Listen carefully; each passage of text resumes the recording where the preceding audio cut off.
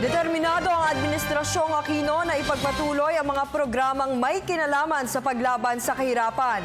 Reaksyon ito ng palasyo matapos lumabas ang survey ng Social Weather Station o SWS na nagpakita ng pagbaba ng bilang ng mga may hirap sa bansa. Sa 51%, bumaba sa 50% ang bilang ng mga Pilipinong itinuturing ang sarili nilang mahirap. Katumbas nito ay 11 milyong Pilipino. Ayon kay PCOO Secretary Sunny Coloma, patuloy na isinusulong ng Administrasyong Aquino ang inclusive growth o ang pag-unlad ng lahat ng sektor sa bansa.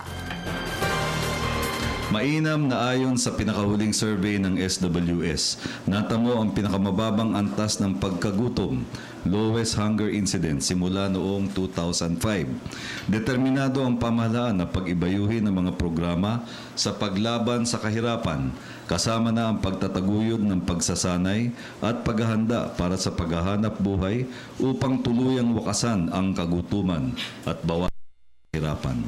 Ayon sa pinakahuling datos, may 1.7% ng lahat ng pamilya o halos kalahating milyong Pilipino ang dumaranas pa rin ng matinding pagkagutom o severe hunger.